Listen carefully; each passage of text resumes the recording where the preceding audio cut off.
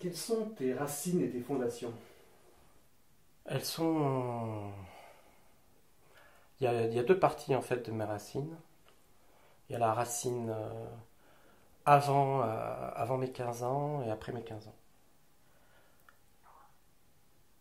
Alors, avant mes 15 ans, les racines, elles sont dans le je reçois, enfin, je découvre la vie, je regarde ce qui se passe autour de moi, j'essaie de comprendre ce qui se passe. Voilà. Et donc, je suis né dans une ville au milieu de la France qui s'appelle Bourges, à Bourges. Et les habitants s'appellent les Berruyers et non pas les bourgeois. Et donc voilà, c'est un endroit assez quelconque, hein, avec la ville en elle-même est belle, mais après tout autour faut y vivre quoi. Donc c'est pas évident dans les banlieues un peu dortoirs. Et moi je vivais dans une banlieue dortoir, dans une maison, mais entourée de grands bâtiments, des HLM et tout ça. Donc on était quand même dans un milieu assez dur. Et moi j'ai grandi dans cet espace et ma racine elle vient de là, c'est-à-dire que dans cette façon de vivre, c'était toujours faire attention, être sur le qui-vive, savoir qu'est-ce qui peut se passer. Je sors de chez moi, je suis toujours à regarder autour, voilà, qu'est-ce qui peut arriver parce que il se passait des choses. Donc voilà, c'était toujours être attentiste à ce qui peut se passer autour.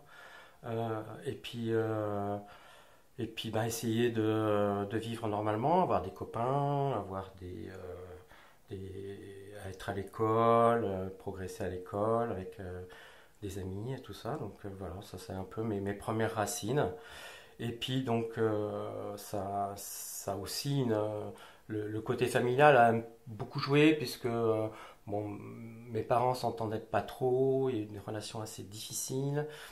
Voilà, être un homme à l'époque de mes parents, c'était pas du tout la même chose, hein. Un homme, bah voilà, il devait s'affirmer auprès de sa femme et puis la soumettre et puis lui dire ce qu'il fallait faire et puis pas lui laisser l'occasion de s'émanciper.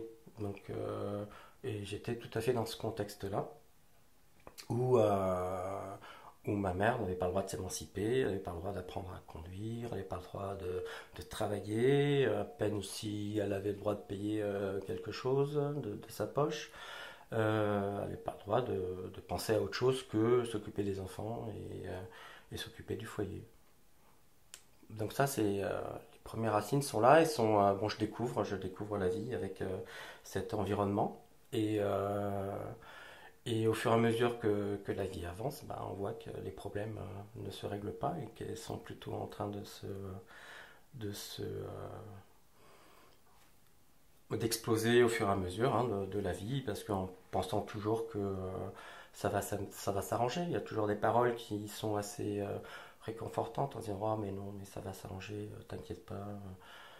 Et puis finalement, non, ça ne s'arrange pas, au contraire, ça s'empire.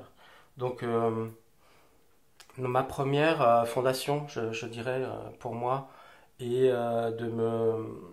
de plus être spectateur de ce que je vis, d'être acteur. Et pour ça, je me souviens très bien du moment où ça s'est passé. C'était un samedi après-midi où je voyais ma maman qui était pas, enfin, qui était dans un état vraiment pas bien, quoi. Elle était malheureuse, puis voilà, avec tout ce qui va autour, dépression et autres. Donc, et à force de la voir comme ça, continuellement s'enfoncer, je me disais, mais. Et ce moment-là, je sais pas pourquoi, ça s'est passé dans ma tête. J'ai eu un déclic qui me dit bon, Bono, tu fais quoi? Est-ce que tu continues à être spectateur en vivant ta vie de garçon, ado, de pas vouloir t'investir parce que c'est pas ton problème ou t'as d'autres choses à faire et puis tu la laisses régler leurs problèmes entre eux? Ou alors, je me dis, bon, est-ce que tu veux faire quelque chose? Est-ce que tu veux t'investir et tu veux faire quoi? Donc là, la question, je me la suis posée comme ça, dans ces termes.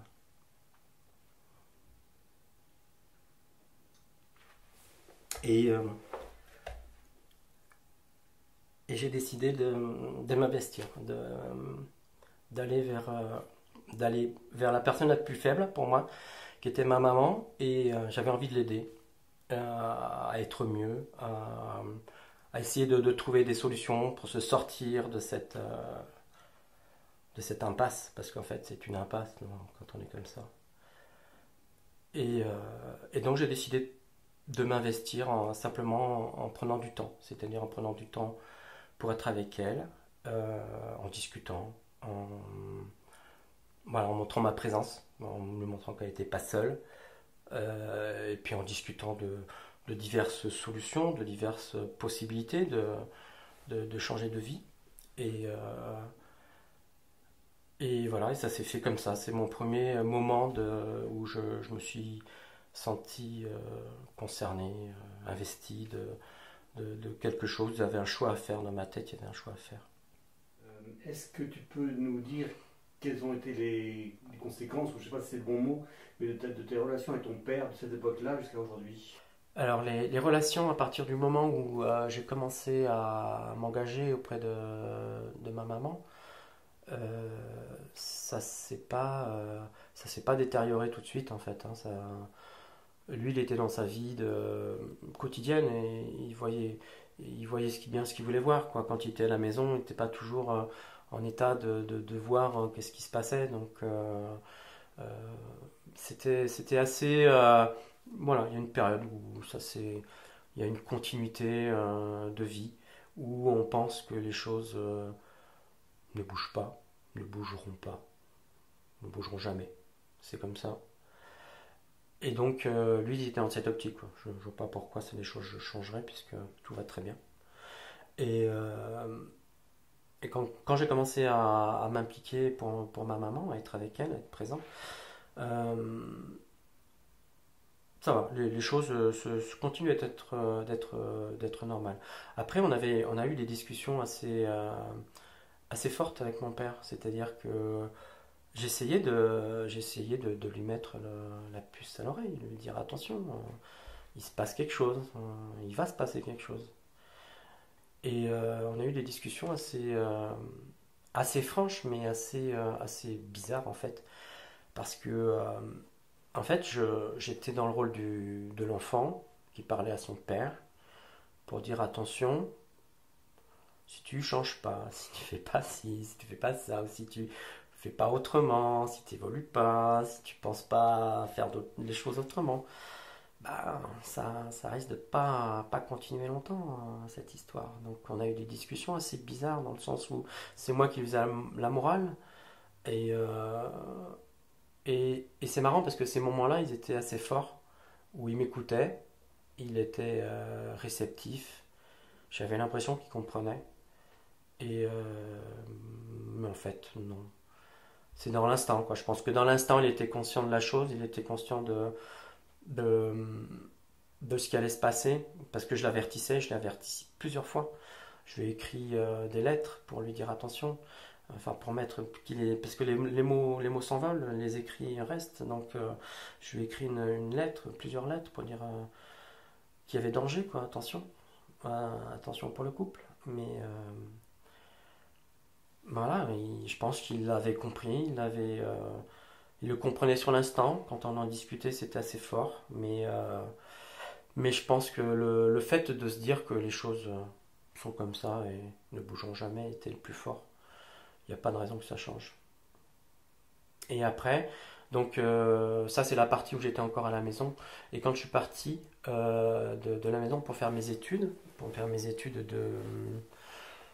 à l'UT de Tours, j'ai gardé l'esprit aide de ma mère. C'est-à-dire que je ne suis pas parti en me disant je pars et puis vous vous débrouillez entre vous. Non, parce que bon, j'avais un logement, il m'avait octroyé un logement là-bas. Mes parents me payaient un logement. Et je revenais tous les week-ends. Je revenais tous les week-ends pour voir comment ça se passait, pour ma maman, pour être avec elle, pour passer du temps avec elle tout simplement, pour lui montrer que j'avais pas déserté le foyer, que j'étais là, toujours concerné par ce qui se passait pour elle. Et, euh, et voilà, on faisait plein de choses, on allait se balader, on allait faire les magasins, enfin passer du temps ensemble, la faire sortir un peu de cette façon de vivre. Et voilà, j'ai fait ça, j'ai fait quasiment ça pendant mes 2 années d'IUT, jusqu'à mes 22 ans. Et, euh, et après, voilà, j'ai été vivre ma vie à Paris. Alors, je revenais régulièrement, mais après, ma maman, elle a pris les devants et elle a voulu vraiment faire les actes pour la séparation.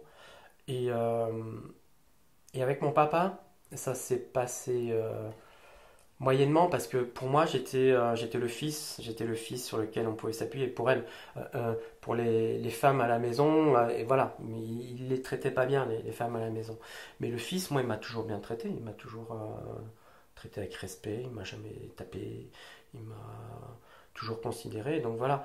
Alors peut-être il avait envie de moi que je l'aide un peu après dans les moments difficiles pour l'aider à rester dans cette configuration, sauf que moi je pouvais pas, je pouvais pas cautionner le fait que ça puisse durer aussi longtemps, quoi. C'est pas possible. Donc ben voilà, je lui ai dit que je soutenais l'action de ma mère, que pour moi c'était compréhensible et que je l'avais prévenu depuis longtemps, que je l'avais prévenu que ça pouvait se passer. Et après, voilà, donc quand ça s'est passé et que le divorce a été vraiment effectif, là il y a eu un gros blanc. Il y a eu un gros blanc dans les relations. Euh, il pouvait se passer plusieurs mois sans qu'on s'appelle parce que c'était toujours à moi d'appeler, donc bah, j'avais pas toujours envie d'appeler parce que ça se passait pas très bien. Il y a que quelques personnes que je connaisse qui sont capables de m'énerver et de me mettre hors de moi. Il en fait partie, donc j'évite de me confronter à ce genre de situation parce que ça sert à rien. Donc c'est pour ça qu'il y a eu un gros espacement. Il m'a fait la tête pas mal de temps jusqu'à ce que ça se revienne il y a quelques années. C'est revenu un peu une relation un peu sans avoir cette lourdeur et il me reprochait moins de choses. Donc, enfin, même s'il ne me le disait pas, je sentais bien que les relations étaient basées là-dessus. Mais bon,